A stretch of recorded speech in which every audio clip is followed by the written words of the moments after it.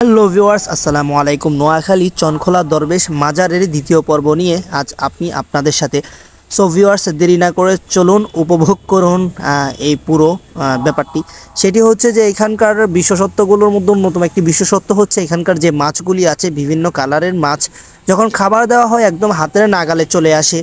আর এটি উপভোগ করার জন্য দূর দূরান্ত থেকে মানুষ আসে। এর পাশাপাশি হচ্ছে এখানে যে পীর আউলিয়া আছে ওনার কবরটা জিয়ারত করা হয় এবং এখানে মাদ্রাসা আছে, মসজিদ আসে, মানুষ দান করে আল্লাহর নামে। আরেকটা বিষয় হচ্ছে আমার ভিডিওটি যারা দেখছেন পেজটি অবশ্যই ফলো করবেন এবং ভিডিওটি লাইক কমেন্ট অ্যান্ড শেয়ার করে দিবেন। আর যারা ইউটিউব চ্যানেল থেকে দেখছেন সাবস্ক্রাইব করে দিবেন। সো চলুন স্টুডেন্টদের সাথে একটু কথা বলে আসি। আসসালামু আলাইকুম। ওয়ালাইকুম সালাম। ভালো আছো? আলহামদুলিল্লাহ। তোমার নাম কি ভাই? আশরাফ হোসেন জিয়াদ। আর একটু জোরে বলো। আশরাফ হোসেন। আশরাফ হোসেন। কিসে পড়ো? চনখোলা আলামী ইসলামী আলিম মাদ্রাসা। এখানে কত বছর যাবত পড়ো? 2 মাস। 2 মাস? কোন ক্লাসে পড়ো? হাইফখানা। কত পারা হয়েছে? 5 পারা। 8 পারা। মাশাআল্লাহ, ভালো। তো এখানে যে অনেক মানুষ আসে এখানে, এগুলা সম্পর্কে কি তুমি কিছু জানো নাকি?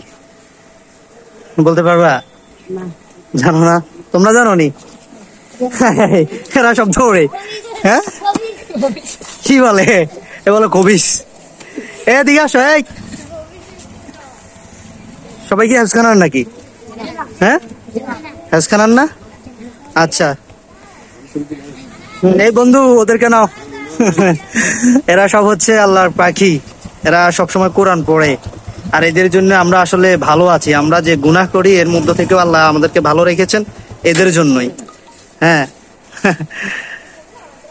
তো ঠিক আছে, সবাই ভালো থাকবা। হ্যাঁ, কিছু এদের কি পরিস্থিতি, কি ডিস্টার্ব রে?